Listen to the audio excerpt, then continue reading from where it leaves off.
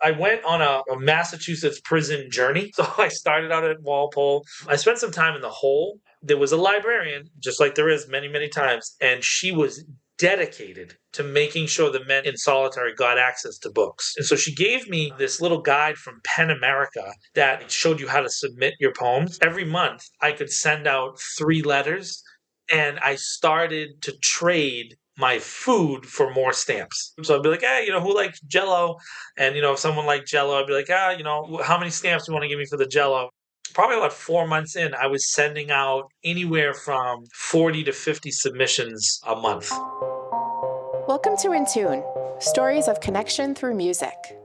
This is the podcast where we explore stories from educators, artists, and community leaders who are using music to break down barriers and build community. We'll look at how inclusion shows up in private studios, classrooms, in community programs, and even inside correctional facilities. And I'll share a few stories and strategies that might just shift the way you think about teaching and connection through music. Whether you're a teacher, a musician, a parent, or someone who simply believes in the power of music to bring people together, you're in the right place. I'm your host, Dr. Melissa Martiros, a music educator, consultant, and the founder of Opportunity, an organization that uses music to connect people across backgrounds, bridge divides, and open doors. For our first several episodes, inTUNE has been telling stories from the Opportunity Program at Worcester County Jail. Today's episode is the first time we're stepping outside Opportunity to look at how personal connections to music and poetry can transform a life, even without a formal program to support them. Our guest today is John Edward Keough, a lyric writer, poet, and founder of Hollywoot Studios. His relationship with the system began at age 6, found homeless with his mother and siblings at a South Boston train station and placed into DYS custody for truancy. Over the next 3 decades, John moved in and out of foster care, DYS, and eventually DOC custody, including 10 months in solitary confinement. What happened inside those walls and why it didn't break him is the heart of this episode. 6 years out, in his 40s, he's built a life around his creative work, and this is his story.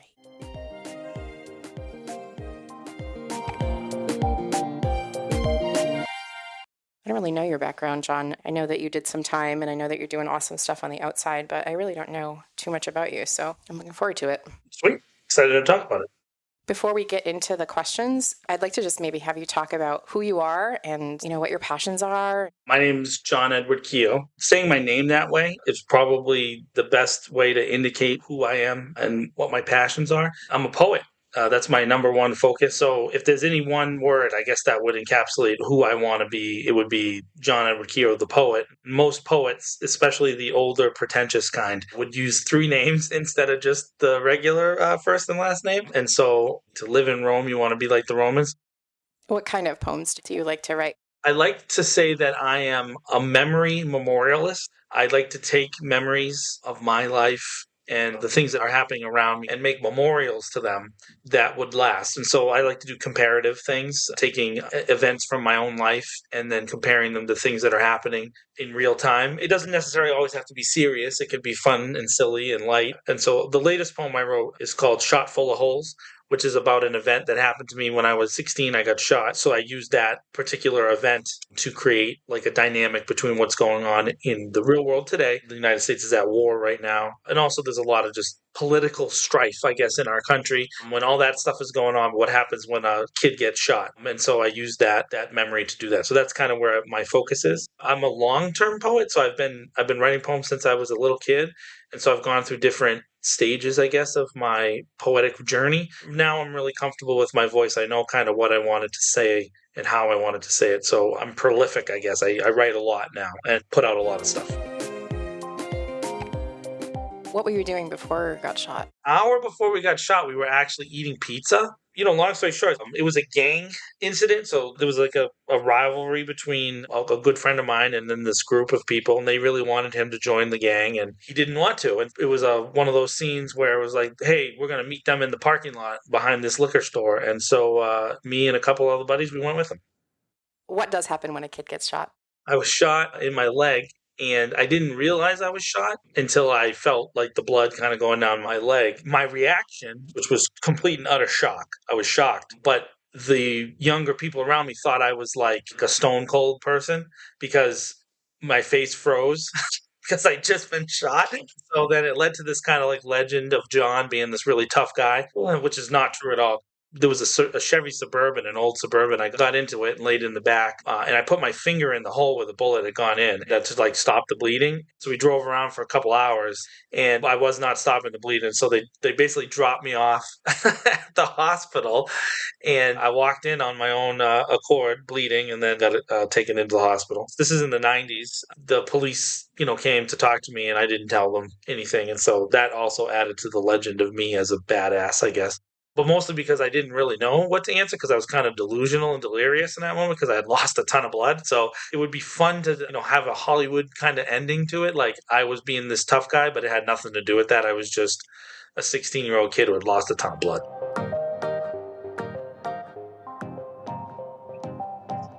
Shot Full of Holes by John Edward Keough. Just a different kind of thing, an attempt to capture a feeling in a string of words, in an order that has happened yet. Some time ago, I thought all the songs you had ever sang to me had been sung, in all the ways that you could sing them, but as it often is, I was wrong.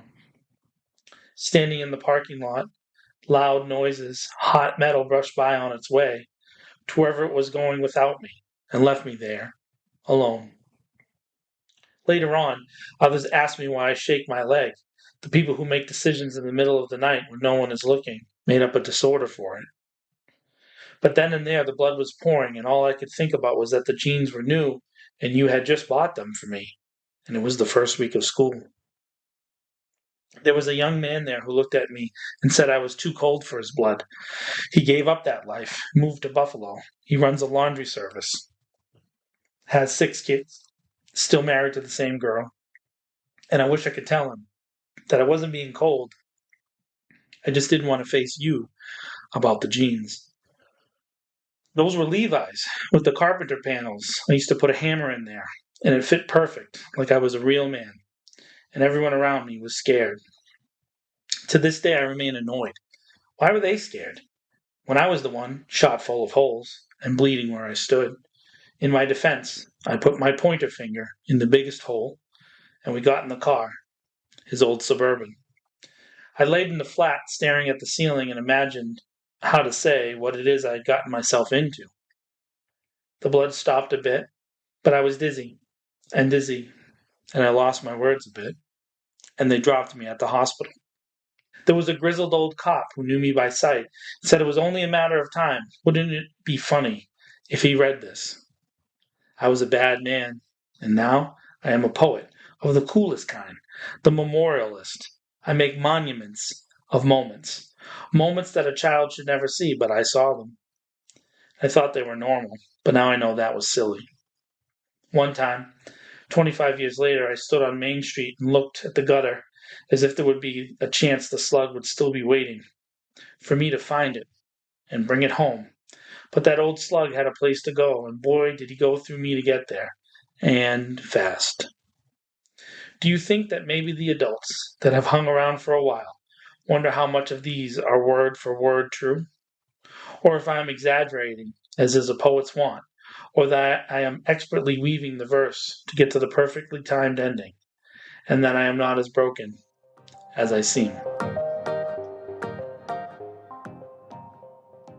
Okay, so you got shot at 16, hanging out with your friends, being loyal to your friend, and then it contributed to some kind of a narrative that you were a stoic, tough guy. Did that kind of set you on a path? I was already on the path. I had been in DYS several times at that point already. I had been in trouble for various different things. Also, I was a foster kid, so in and out of different places. Back then, the system in Massachusetts, and it hasn't really completely fixed now, but when it came to foster kids who are older, you basically get shipped around to whichever family will like take you for a little while. So like I moved from school to school to school and town to town to town. I was generally angry and pissed off at the world. We were very poor and my parents were abusive in various ways. And so I was already pissed off and angry. That event was a symptom of being an angry kid who was basically willing to go and fight and steal and do whatever because I just didn't care. There was no real interested adult to stop me from going on the path. And then it got worse from there. So what happened? What point were you incarcerated as an adult?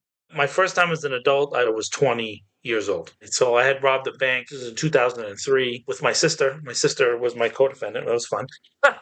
Are you still close with her? Oh, no, our family is not close. I went to jail for like 15 days, bailed out, and then I was on bail for like 2.5 years awaiting trial. And then I went to state prison for the first time in like 2004. For how many years? 3.5 years. And then was that the end of it, or did you end up back in? No. So I was out for about 11 months, and then I went back to jail for the big run. I went on a big, I guess you could call it a crime spree over the course of about 5 weeks in 2008. And then I ended up in prison for a decade after that. Can you talk about what that looked like? What does a 5-week crime spree look like? I had started a business. The business had like an event that did not do well. And my business partner at the time kind of left me with the bill, and I didn't know what to do. And so a person I had met in prison the first time gave me some work. So we went and we started robbing places. So restaurants and fast food franchises, liquor stores. Like at gunpoint or like when they were closed? At gunpoint, yeah. We probably did maybe 25 or 30 over that period. And then we planned and executed a large-scale robbery of a Citizens Bank in East Providence, Rhode Island, which eventually led to a high-speed chase that led me to prison. In that particular case, we had robbed the bank earlier in the day, and then we needed to get another car, so we ditched a car. My partner, he had cased houses in the city of Rehoboth, Massachusetts, so we went to steal a car from a house, and the woman was home. So when we went into the house, we tied her up.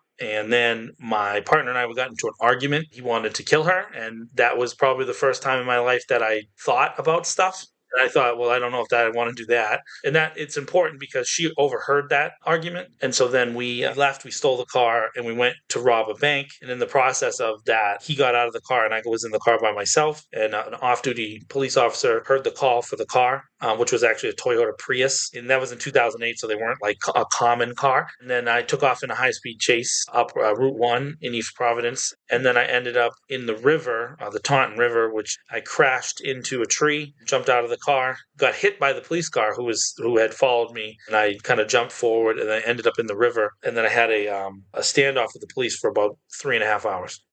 I mean, that's quite a story, John. And then you did 10 years. So you were out when you were in your late 30s? In my late 30s, yeah. And how old are you now?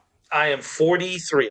We are going to spend a lot of time talking about how you're doing now because I feel like it is quite a turnaround. But you mentioned that you were in DYS a bunch when you were a kid. Your start wasn't really great. I think when you're in your 20s, you're still a kid, right? I'm still a kid now. Because you spent a lot of your life incarcerated, right? So you're still kind of growing on the outside. Not that doing that kind of time doesn't grow you up, but it's a little different, right? It is.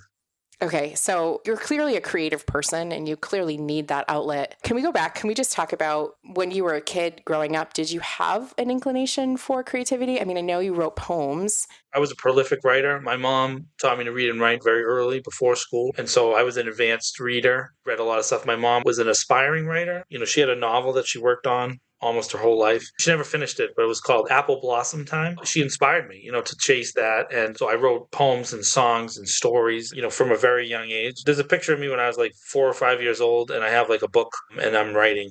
When you were a kid and you were going through all the shit that you were going through, did you write poems during that time? Was it like a lifeline for you? Whenever the stuff was not great, I was writing or reading. And all the reading usually inspires the writing. So the more I read or the more I listen to music, I'll get some kind of thought. And it's hard to explain to people because every writer has a different process, but mostly things come to me fully formed, whether it's a song, whether it's an idea or a concept, and then there's a push from me inside to finish it or not. The difference between me, I guess, as a child versus now is that now when I get an idea, I finish it. Whereas a kid, you just kind of do scraps and a lot of different things. So there's piles and piles and piles. I have something like 30 or 40,000 handwritten pages from when I was a young kid into my late teens on yellow, like legal pads. A lot of people don't realize that a big part of being able to express yourself, whether it's creatively or just in any kind of conversation, is having people to talk to. And my mom talked to me like an adult when I was a little kid. And so that allowed me to develop conversational ability, which helped both in my creative expression. It also helped a little bit in my criminal life because I was able to convince people to do things because I could speak at a more adult level than that is normal for a teenager. In the last 10 minutes of talking to you, you're obviously extremely bright, and my guess is probably pretty gifted when you were younger. Because remember, I went to a lot of different schools. So I would go there and they would do like whatever intake exams. Those were easy for me. So I would get A's and stuff. And then, of course, I would immediately get in trouble. I used to make fun of it, but my life as the subject of the interested teacher in the movies, growing up, there was like the principal, there was Lean on Me, there was Michelle Pfeiffer, like they would be like this person that would go to an inner city school and like help the troubled kid. And so that was me. I was the troubled kid, and I was also the reluctant, gifted person. So it was always like, we can get this out of you.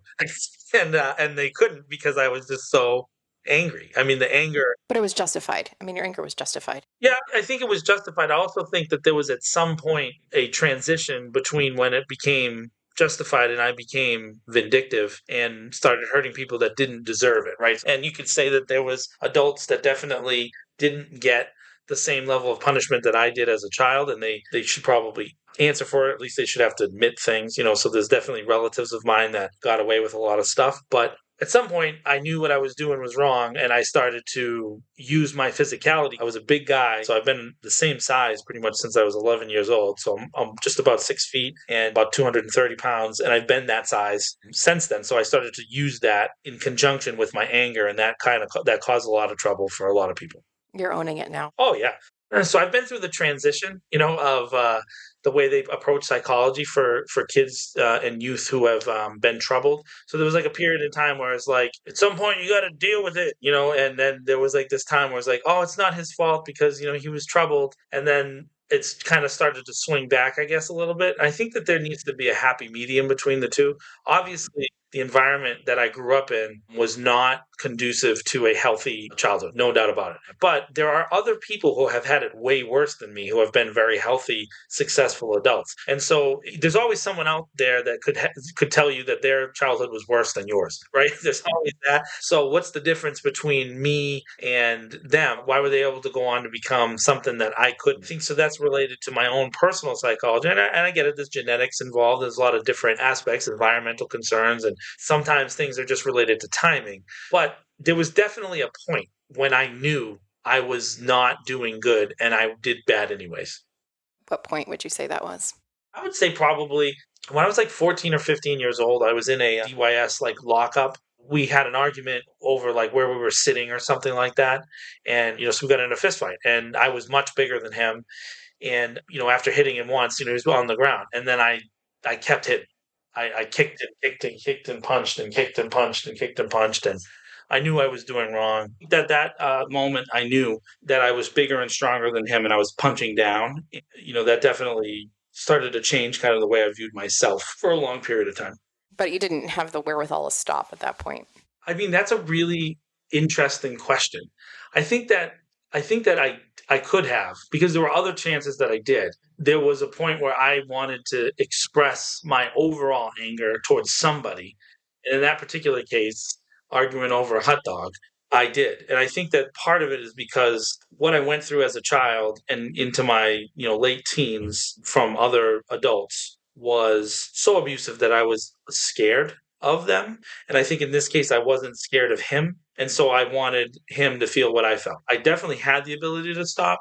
I think there was a cruelty in me at that point. And I think that's part of because there was no interested adult. I think that a kid who expresses that kind of anger or violence or like attributes that you wouldn't normally associate with a teenager, there's training, there's education, and there's parenting and love that could be expressed to that child that could probably get them out of it. But we have to also acknowledge that there's definitely within the human race the capacity for cruelty even at a young age. And so it's true that people were cruel to me, and it was learned behavior, but I was still cruel to that young man and then other people after that. So I don't want to blame young John for everything, but I do need to acknowledge that young John was not a good boy. You had just mentioned that there were certain ways of being that adults could have been to sort of help you learn or heal or move you through that period of your life. It doesn't sound like you got those. So if you were speaking to people who are working with kids like you now, right at that age, what kinds of supports do you think would have changed your direction at that time? This is going to be hard because I know a lot of people don't understand this. I needed a man to challenge me because in my experience at that point, every man I had met had been either extremely violent or extremely passive, and I didn't know anybody who was balanced. And it's not to say that a woman couldn't do that, but my mom did try. I want to give her credit. I don't want to have anybody listen to this and go, oh, well, his mother should have done better. My mother was raising 3 children on her own, and she left an abusive relationship to raise us. So she did what she needed to do to get us free from that, negative environment that, her marriage with my father had led to, right? So then when we left, she did everything she could to put us first. And I have to give her credit for that. So it wasn't from her not being able to try to be the best mom that she could be. But then that's when you get into the environmental conditions. A single mom in the late 80s and the 90s, it was difficult for her to get a job, to keep a job. It was hard to access resources that they have now. They have much more resources now than they did then, as far as women's shelters or programming for women with children. The other thing that I think it still doesn't happen to this day is that adults talk down to people that have just been through something. So, for example, when someone just gets out of jail, right? Most adults in the United States treat that person like they just committed the crime the day they got out of jail. And they expect them to go through another series of prove it moments to exist within the framework of society, not acknowledging how difficult it is and how society has made this ridiculous structure behind the walls, behind the prison bars for people to overcome. Prison society in and of itself is a million times more violent and a million times more abusive. There's a ton of guards that are really vindictive and evil people. And maybe I would have ended up like that if I hadn't gone to jail, would have ended up a guard, just abuses and punches down on people all the time. The society is intentionally structured to do that way. So, there's a ranking system within the prison for what kind of crime you committed. And then they get out, they do all the programming and they get out, and then society expects them to then do it again. And I think that's the worst possible thing you can do to a kid. And that happened to me repeatedly. So I would go into DYS, not necessarily for committing a crime now, because remember, once you go into the system, you're kind of in the system depending on the whims of the adults that are around you. So then I would go from foster home to facility, foster home to facility. And every time I got out of the facility into a foster home, I had another set of adults who now wanted me to prove myself. And so it was like I was being blamed for what I did. And I did do things. I'm not taking away the responsibility. But how many times do I have to prove it over and over and over again? And I think that's how our society is even to this day. Our society is really very much fake pious, even in 2026, where we all act like we're better than the people that get caught doing things. And that really does kind of bleed into providers, especially with teenagers who act as if they're saints. Like by being a provider, you're not a hero. I appreciate that you chose that role, and I'm grateful for someone who's willing to do it. But don't act as if you're a savior. Act as if you're a partner with this person in a role to get them to be able to be stable. So don't come in saying, I'm going to save your life. Come in from a partnership perspective. I'm looking at my notes and I'm saying, okay, so how many times would you say you were in DYS facility when you were growing up? How old were you when you entered the first time? I was like 6 or 7. It was not necessarily for something I did wrong. It was a truancy situation. The truancy took place because we were homeless. Long story short, I couldn't get to school. Oh, that's infuriating. I have a clear memory of a police officer who was berating my mother. We were living in the train station, in South Station in Boston, behind the old post office. And it was an area where people who were unhoused would go sleep in there. It's my mom and 3 kids. Because she escaped an abusive marriage. Yeah, but not just that, though. She was in between all the resources. Again, people think like today, like if a woman who's been abused shows up with kids, that she just automatically gets like an apartment. That's not how it works. It doesn't work like that today. And in this case, she didn't have family, right? Because the family wanted the marriage to continue. They were both Irish immigrants. And so it was not an easy path for her to just go and find a place to live. So she did the best she could. Some people will be like, oh, she took kids to a train station. Yeah, you want to know why? Because it was warm there. It was warm there, and there was people that would give you food, and it was safe. That's the other thing too, is that the unhoused community, a lot of times, homeless folks in general, are like accused of just being like crazy, unsafe people. No. As a society, they're usually very loyal and protective of the people within them, but especially families. Does abuse happen there? Of course, because it happens in every area of human society. And it's always people with things, with privilege, with money, with opportunity that love to look down on people without it and be like, oh, they're criminal and they're scum and they're bad. But in this case, we were safer with homeless folks in the train station than we were in some of these facilities. Again, so single mom raised me, so I got to experience what many abused women experience, which is the kind of underground battered women's shelter system. The battered women's shelter system is a great thing, but it also attracts really terrible people. There are men who go to those shelters to work who are abusers, and they take advantage of those situations. And I'm not going to rehash all the hundreds of thousands of stories that are like that, but that's very much true. And so at this point, my dad and mother were like fist fighting and weapons in the street level violence in that marriage, right? And the court would tell him where we were. I mean, that's just stupid. Now, it's not to say that he hasn't grown. He has at this point, but he's in his 70s. You got to get older, kind of, to reach the capacity to calm down. So that definitely happened for him. But at the time, he was a maniac.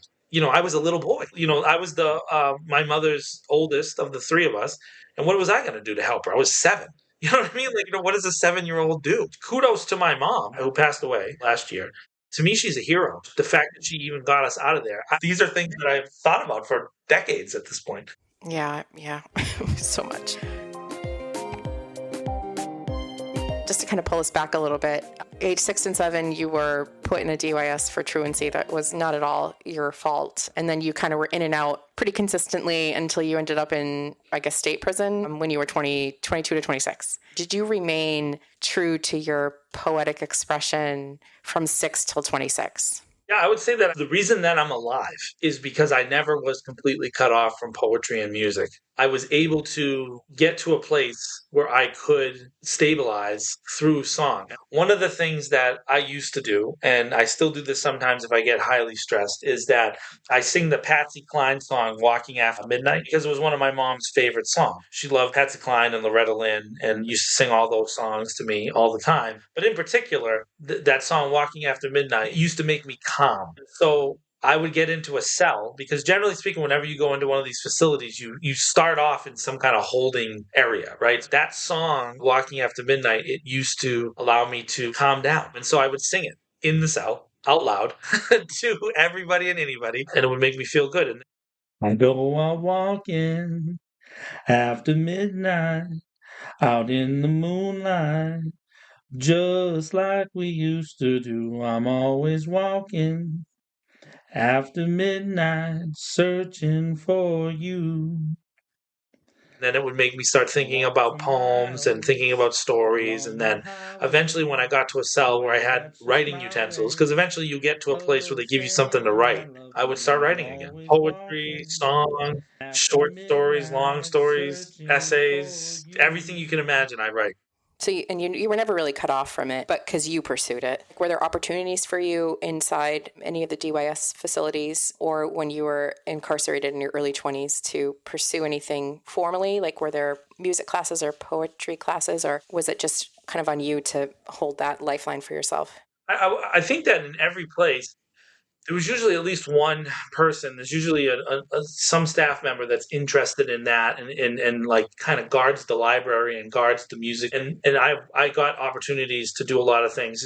So I have perfect pitch, so I was able to like learn reading music and understanding that when I was a young boy. My mom taught me how to read, and so then once I got into places, if you wanted to have access, you had to like behave for usually like some period of time. And so because I wanted to play the guitar and play the piano and play the drums, and I would calm down and I would quiet down, and then I would get myself access, and then I would go do that, and that would usually help me pass the time. Mm-hmm. And it kind of kept you on a path inside. 100%. A lot of times in the prison system, particularly in the state prison system, access to the places where there's a band is restricted to two things, right? There's usually church bands, right? So those are opportunities where you can get involved in some kind of religious programming, and you just go every week, and there's usually at least 1 or 2 sessions a week, and that gets you out of your cell and it gets you into the program. That's usually pretty basic music instruction. They don't necessarily teach music, but if you already have it, you'll quickly become the leader of the band, or you'll become one of the leaders of the band if you have any ability to carry a tune. If you can sight read, you're often in charge right away. So that happened a bunch of times. I would join bands, the church bands, often because they were the ones where you could play the most. That first adult sentence, Shirley Medium, is a medium prison that's next to the maximum prison in Shirley, Massachusetts. So I ended up there, and there was a music program, and you could go there for like 2 or 3 hours. And the first hour was some kind of formal instruction, and they would like teach a song that they wanted us to learn.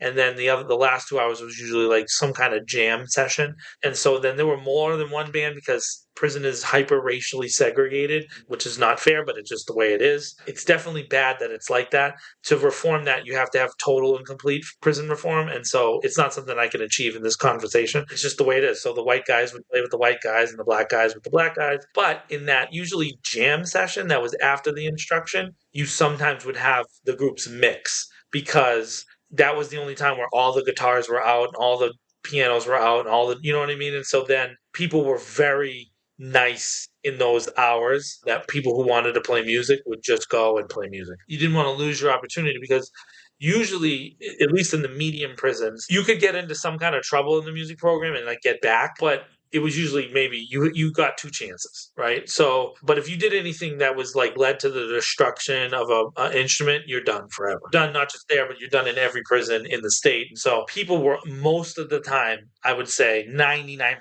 of the time, people were on the bed. There's always something. Prison is a place of precipitous violence, which means that once the trigger happens, the violence comes immediately. So it definitely happened. But for the most part, I would say almost everybody that I ever was in the band with was generally intending to do the right thing and to use that as an opportunity to not be in the prison. Because when you're singing and playing music, you're not in jail.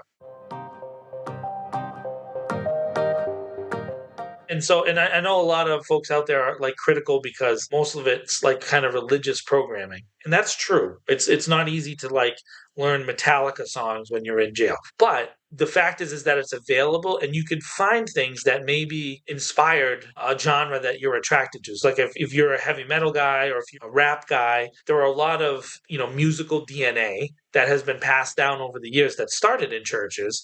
And so you can at least have access to the beats and to the melodies and to the rhythms and to the choruses, and then you can find a thing that you like. There's this one song called Count Your Blessings, which is like a very famous hymnal, and there was several versions of that song that I heard in the prison, which I find funny, right? I would hear like a doo-wop version, and then I would hear like a hardcore rock version of that, because it depended on which musician you were playing with, right? So if you get a guitarist who's a drop D shred guy, Count Your Blessings sounds very different than it does when you have a guy who's like a keyboardist, who's like just a middle C kind of keyboard guy, right? You get to find your genre, even if you are kind of stuck with the Baptist hymnal, if that makes sense. It does. I guess my question for you is, what is your genre? What was your genre then? There's another credit to the great and powerful Frances Marie Maloney, my mom. She made me a kind of non-genre music guy because she listened to everything. And so there was a period of time when she was heavy into like local, like Boston hip hop in the late 80s, and then early 90s, like Tribe Called Quest, so kind of musical hip hop. And then, she listened to Top 40 radio, and she had DJs that she loved named David Allen Boucher, with the nighttime magic guy, the guy who used to give away the bathrobes. He was famous, a late night DJ, like soft rock on this station called Magic 106.7, which I don't even know if it exists anymore. I guess maybe the only thing I haven't done, I guess, is maybe polka and like really hard death metal. But other than that, I would say that I've had a period of time where I've done every kind of music. Recently, I've been exploring singer-songwriters again, and I find them to be intriguing as they make that transition from kind of the softer stuff to the harder stuff. And of course, maybe the most famous is Alanis Morissette. So she got the unique kind of opportunity to really have that heavy thing that was only kind of allowed to men in the 70s and 80s, right? So good for her, by the way, because more women should be able to express that particular side of them, that kind of visceral, emotional memory side. She was standing up for herself, and it was badass. By the way, for the men, guys out there, like, let a woman scream at you for a little bit, especially if you've been a dick. Listen to her and then get what she's saying. You know what I mean? Mm-hmm. Yeah, totally. wonder. So when you were at Shirley, you could write your poetry kind of whenever you wanted. You had access to a pen and paper, and it sounds like your mother was your greatest influence. So Tuesday nights were your access to music. You would go to the church band, you would do worship stuff, and then the last 2 hours, the guys from any walk of life turning hymns into whatever you could just to have some moment of music expression, and it kind of took you out of the jail. It was in the same building as the library. So the librarian at the time, he loved music. So he had a ton of sheet music books in there. So the prison is a weird land of rules that are made just so they can have you break them and punish you. So one of the rules was like you couldn't take the library book, bring it into the other building. But as prisoners often do, we would make things like that happen. So, if you had a folder with sheet music from church, sometimes that sheet music would have, other songs in there. So we would get in that time opportunities to play a lot of stuff. I would say the vast majority of that was top 40 stuff, popular music. It was really hard to do anything different or unique. Another person that I love is Frank Zappa. Frank Zappa is a great musician. As he got older, he started playing around with orchestral stuff that's unique and kind of chamber music, but with heavy metal influences in it. So that's, like a cello next to a guitar. In my second adult sentence, I got to access more of that stuff, but definitely that early on time, it was harder to get things that weren't like heavy popular music. For people to kind of access, like you really would have had to have some experience with music to have any of that kind of make sense. Like I assume there was rarely somebody who would just come and pick up an instrument for the very first time on Tuesday nights. It was harder to get in there if you were new. You had to have some experience. And there's the other aspect of prison where, like, once you have a spot, even if maybe it would be conducive for the environment to, like, give it up, it's hard to get guys to give up a spot. Yep, I get it. So it was limited. Where did you end up when you did your 10-year sentence after your crime spree? I went on a Massachusetts prison journey. So I started out at Walpole. I was in some, pretty rough fights because I was really angry and I was super disappointed at going back to prison. And then I kind of calmed down. I spent some time in the hole, and this is probably the time when everything changed for me, as far as I decided to focus on my creative expression. So I ended up in the hole in Walpole, and Walpole has a solitary confinement that is literally designed to torture you. It has giant submarine doors, so they lock you in, and you're like locked in. It's like soundproof, and the only thing you could do in there is you get a small radio, like a little tiny plastic radio that had little earbuds. Maybe we could pick up 2 or 3 stations, but there was a librarian, just like there is many, many times, and she was dedicated to making sure the men in solitary got access to books. And so she would come by and ask you what you wanted to read. So she just was like a bright little light in a really dark, dark place. And she was a tough lady too, so she didn't put up with people's bull crap. People who would yell at her or people that she didn't. But if you took a minute, she would talk to you. And so she asked me what I liked, and so I told her what I was doing because I had the legal pads and I was writing. And she was like, well, what are you doing? I said, I'm writing poems. And so she gave me this little guide from Pen America that showed you how to submit your poems. And in the back of that, there was a bunch of addresses to magazines and to like poetry journals that you could submit to. So then she taught me how to do it. So you had to type it up and put it in an envelope, and you had to send a stamped envelope out. And it was a lot of money for a prisoner because I'm in the hole, so I wasn't earning any money. What you got stamps. Every 2 weeks, you got 3 stamps because they had to give you a minimum amount. And so I had 3 stamps. And so every month, I could send out 3 letters to 3 publishers. How long were you in the hole for? Almost 10 months, which, by the way, not good because you start to go crazy. But this thing let me start to change in the hole. And it was important. It was a very important time. She started bringing me poets. I'd read one and then I'd say, oh, I like this poem. And she's like, all right, I'll find you another one. So she started to bring me poems and poets that connected their different things. So I got to read poets that otherwise I never would have heard of, like Nikki Giovanni, who is an African-American poet who was very famous in the 70s and 80s, but as a young Irish kid, I never would have heard of her, right? And so I got to read almost her entire body of work. She's this incredible, very musical, very lyrical poet. And then I started to read others and different people. I got into a novelist called Zora Neale Hurston. Things I just never had experienced before. And I mean, she was obviously trying to influence me, right? So she's bringing things that she thought were important. But then she also brought me things like, William Butler Yeats, who I had only ever read like one one poem, but she brought me his corpus, Dylan Thomas, John Keats, just tremendous amount of things. And then she introduced me to maybe the single greatest poetic influence I've ever had, and that's Charles Bukowski. So this librarian, this woman for 10 months brought you poetry and literature and helped you figure out how you could submit your poems to awards or publications. What came of that? The first few, like, I didn't hear anything back, but I started to do it like I said, every month. And so I could send out 3 submissions a month. The second month, I got responses to all 3 submissions. They were like these little form responses, but I was so excited to get mail. They were these little cards. It would say, "Hey, thank you for submitting your poem to like X journal. Like, we don't have a spot for your poem now, but please continue to consider us in the future." And I now know that that's like a standard thing in submitting poems. And what happened was I got excited and I started to trade my food for more stamps. And it was funny how we traded. We had like little strings, and we like throw it down down the tier because you could fit your hand kind of under the door.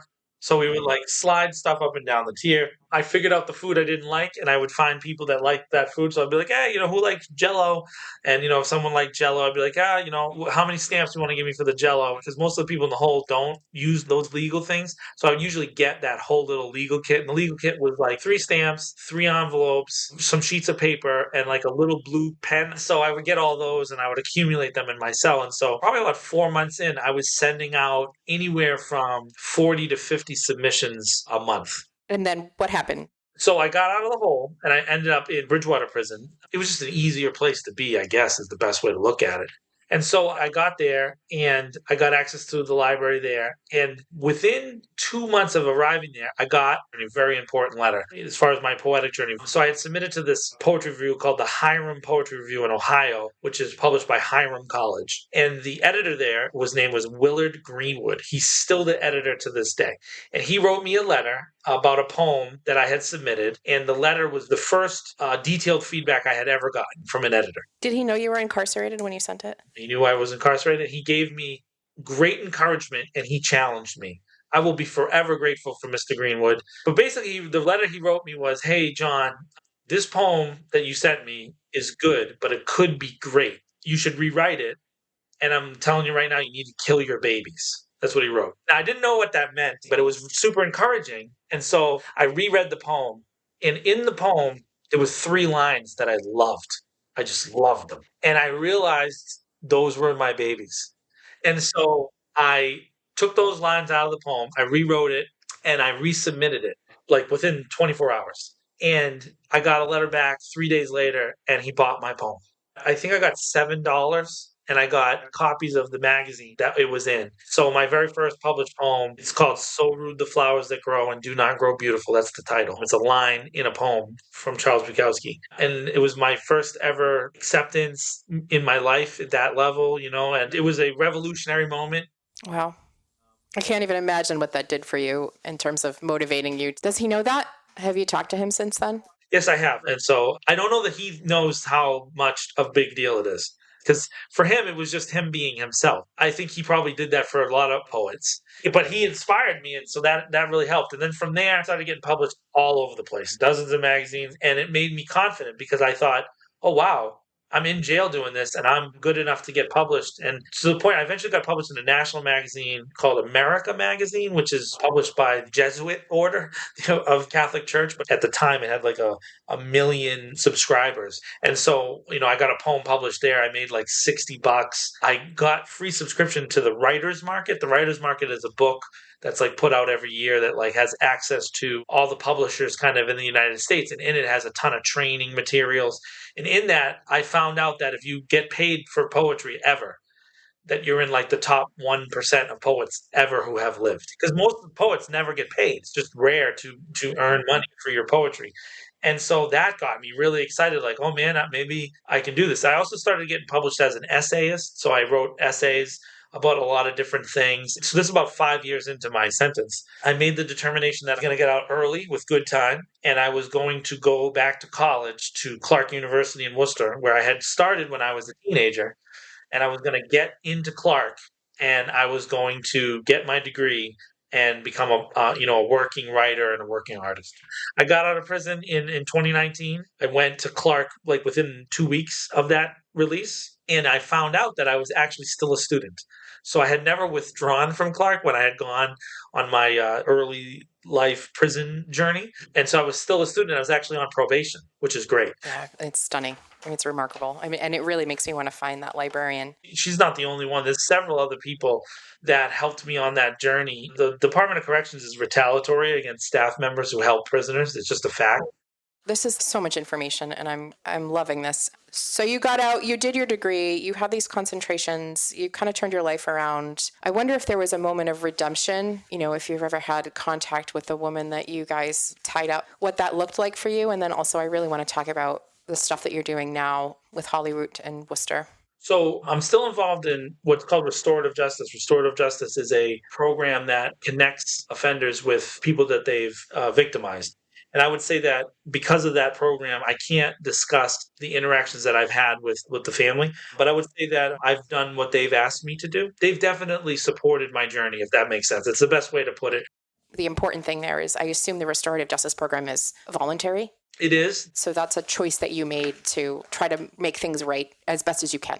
There's a confrontation aspect of that program where the person would get an opportunity, and so I would say that at this point I've done what they've asked me to do, and I also respect their wishes that they want because again I've become a public person with my journey, and I still did commit those crimes, and so it's not easy for a person who's been a victim of a crime, even if they've had reconciliation with somebody, to also see that person on the news or in the media. You know what I mean? That's a tough thing. And so I follow the rules that they've asked me to follow. And I look forward to, if they ever choose there to be kind of a fuller restoration, if they want that. But I also respect that it's their choice. As far as redemption goes, I would say that I think that that's a part that's coming. And what I mean by that is that this year is probably going to be the biggest year of my career. There's two movies that I'm a major part of that are going to come out this year. One we just finished in the last couple days, actually, and then another one that'll be finished probably in June. Those are going to come out.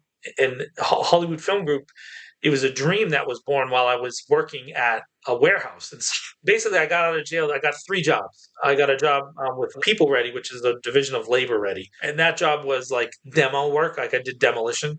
I got a second job working at the DCU Center cleaning up after the hockey team and football team, the arena football team at the time. So I would like clean the seats for people's nachos. So I did that. And then I joined a church and I became part of the church media team and the music ministry in that church. And that led to a job with Westerman Restaurant and Store and Restaurant Equipment, which also owns Westerman's Props, which is the largest prop house in New England that rents out to movie houses. And so I ended up working there and I ended up working in the warehouse. And so I got to interact with hundreds and hundreds of movies. And so a second part of my mom's encouragement of me is that she used to, when I was in school and I was getting in trouble, she used to dismiss me and bring me to movies with just her, try to get me back on track. And so I also developed a love for movies and I love, watching movies.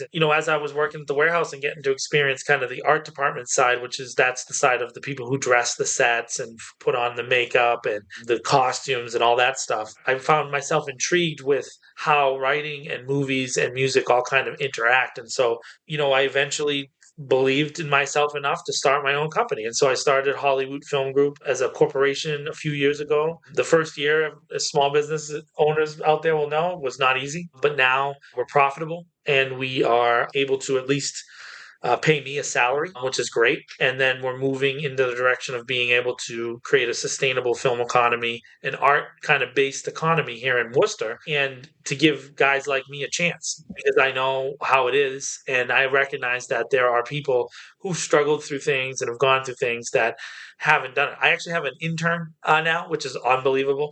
And, I have great partners. Tommy J. Dwyer is a local director. Leanne Sylvia, she's actually the CEO of the company, and she's an artist in her own right. She does a lot of creative stuff there. Manny Alvarado, he's a local media guy who's partnered with me on a bunch of different projects, and there's a bunch more. Those are the 3 main ones, so I should mention them. It's a full-service production company. We film movies, we write movies, and we edit them, and then we help get them into distribution. And I think that the stories that I'm trying to tell, which are stories about redemption, this is why I answered it this way, is the goal is to show you that you can do it. There has been, as far as like agency support, zero outside, right? My first probation officer told me that it was his job to get me locked back up, but I had learned enough to know that I needed to ask for a different probation officer. I got a different probation officer. I've had a great relationship with him since, but everything's driven by me. Everything's driven by me behaving, me doing the right thing, me focused on everything. And the criticism that comes my way is instantaneous and swift whenever my record comes up. So you have to do 10 times the work that you were doing that anybody else would have to do. But Melissa, let me tell you, when I say that it is the best time of my life, it is the best time of my life. I am every day inspired, engaged, invigorated, even when it's hard. And it's hard. It's hard to get money. It's hard to get investors. It's hard. But you know what? I've never been able to build something, and I am building. Now, it could fail. And that's the thing I think that's different about John in the past. John in the past, if he wrote a poem that didn't get accepted, would have been upset, right? But John now is a man that has failed at every level in life and recognized that the failure is what built me into the man that could do what I can do now. And to write the way I write and sing the way I sing and play the guitar the way I do, or all the different things I do in that part of my life, I am a product of all this work, all this life work, all this dedication, all this inspiration, all the investment from my mom and from adults like the librarians of the world. And if I just stay on this path, I'm going to affect the world in a positive way. And although when I die, it's going to say on my obituary that I did bad things, they'll be able to say that he ended well.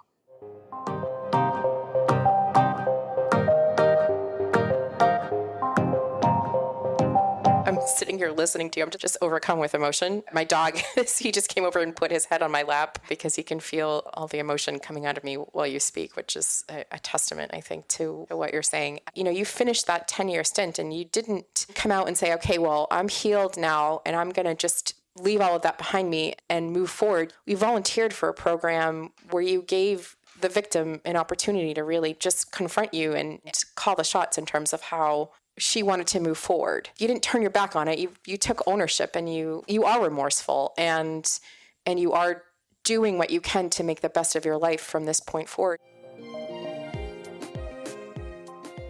It's a really powerful story, and it's a real strong testament to art and poetry and music, and also just the incredible influence your mother had when you were so young, and she had very little in her control to be able to influence your life. But man, what did she did for you was just unbelievable. And I do feel very strongly that Hollywoot is going to be successful. I'm excited for you, and I'm excited for these movies that are coming out for you. We will link in the show notes your Substack and your socials. It's johnedwardkeough.substack.com. It's also known as Writing Stuff Down. I'm really grateful that you were so honest and gave me this time. And is there anything else you want to say before we wrap up, John? I would just say that whatever circumstances you're in, even if you've done something bad, that doesn't mean that you need to stop contributing or become, quiet or whatever. You can still do it, and you can still do it while honoring whatever obligations you feel in your own heart that you have to pay back. Most people feel some kind of debt when they have committed crimes and they started to realize, hey, I did something really bad. So if you feel that way, the better and more constructive way to do that is to pour into that, your passion, and do that as best you can. It doesn't matter who's involved, as long as you just give it your all. Thank you, John.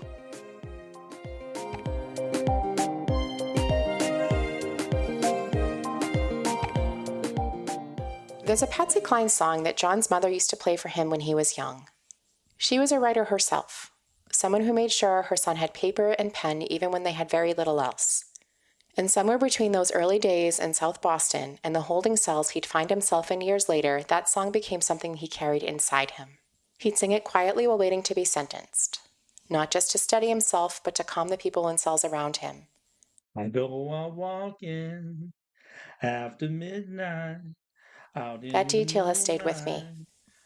Even in his most desperate moments, John was using music to take care of others. And there's something worth sitting with about why that song, of all songs, became his anchor. It's a song about longing, about moving through darkness, searching for something just out of reach, hoping that somewhere out there what you're looking for is searching for you too. For a 6-year-old boy who grew into a man who spent decades inside institutions, that image of walking through the dark towards something better, that's not a love song, that's a survival song. And every time he sang it in a holding cell, quietly, for himself and the people around him, he was saying, I am still moving, I am still searching, I am not done yet. What this conversation made clear is that John's story isn't a simple redemption arc. It's more honest than that. He doesn't frame his childhood as an excuse, and he had every right to. He was 6 years old when the system first got a hold of him. 6. Found in a train station, homeless with his mother and siblings, and processed as a truant. The deck was stacked against him in ways that most of us will never fully reckon with. And yet, when John talks about the people he harmed, he doesn't look away. He owns it, completely. When he was released, one of the first things he did was partner with a restorative justice organization to give voice to the people that most affected by his actions. To sit across from the harm he caused and not flinch. That takes a different kind of courage than surviving the whole. And then there's what he built. Hollywoot Studios isn't just a production company. It's a long game. John is using film and storytelling to create space for his own redemption, told on his own terms through his own lens. He has perfect pitch, he plays guitar, he used music inside as a lifeline, not casually but strategically, knowing that access to it was a privilege he had to protect to staying the course. He traded food for stamps so he could submit poetry from solitary confinement. He exchanged one hunger for another, and that hunger turned into a published poem, then a college degree, then a studio, and then this conversation. His mother gave him the first key, a librarian slid that second one under a cell door, and John Keough did the rest. That is exactly why inTUNE exists, because these stories don't get told enough, and the people living them deserve more than a footnote in someone else's narrative about crime and consequence. John is the author now, and we are grateful he shared a chapter with us today.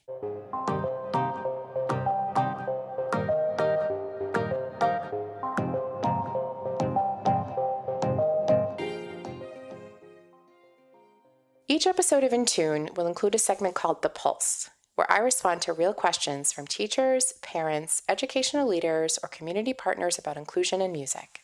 In The Pulse, we step back from the conversation and offer something practical for the educators, teaching artists, and advocates listening. Today's Pulse is inspired directly by John's story. John Edward Keough was 6 years old when the system first decided what kind of kid he was. And for the next 30 years, that label followed him, shaping how institutions saw him, how they responded to him, and what they believed he was capable of. But here's what the record never captured. A boy whose mother read him poetry. A teenager who carried a song inside of him wherever he went. A man with perfect pitch and a mind built for language.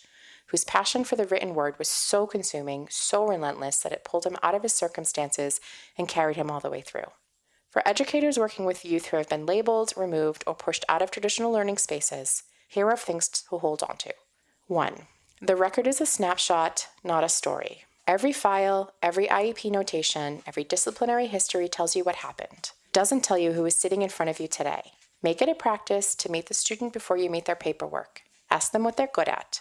Ask them what they love. You may be the first adult in a long time who has. 2. Access is an act of advocacy. The librarian who slid books under John's cell door didn't overhaul the system. She just made sure he had what he needed to survive it. You don't have to fix everything to change everything. Putting the right book, the right instrument, the right song in the right hands at the right moment, that is intervention. Don't underestimate it. 3. Creativity is not a reward for good behavior. For youth who have been pushed to the margins, music, poetry, and art are often the only spaces where they experience competence, identity, and belonging. These are not extras to be earned, they are essentials. If you are working with a young person who has been removed from the traditional classroom, ask yourself, what creative outlet do they have access to? And if the answer is none, that is your entry point. 4. Understand what your student is walking back into. John made a point in our conversation that I don't want us to move past too quickly. When someone is released from custody, whether that's a young person leaving DYS placement or an adult walking out of DOC, society rarely greets them as someone who has served their time and followed every step required of them to be released. Instead, they are treated as if they just committed their crime. The sentence doesn't end at the gate.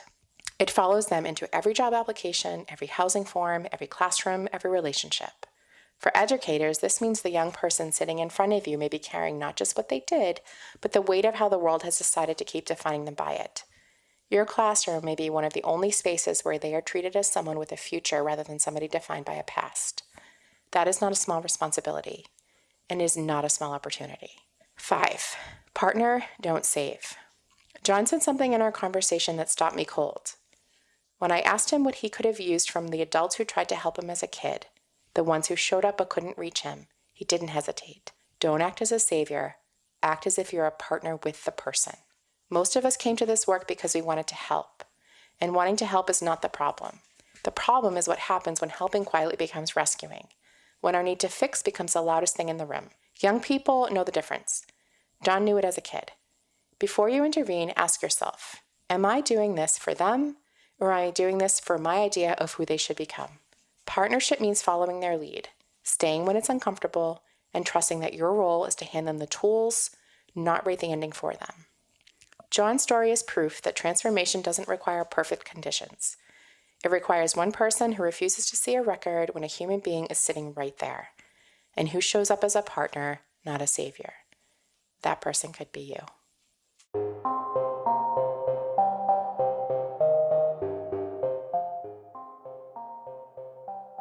Thank you to our listeners for tuning in. If this conversation resonated, please subscribe, share, and leave a review. It really helps others find the show. You can also send me your questions or coaching topics at opportunitymusic.org/intune, and I might feature them in a future episode. That's OPPORTUNEITY music.org/intune. Until next time, stay inspired, stay connected, and keep making music that brings people together.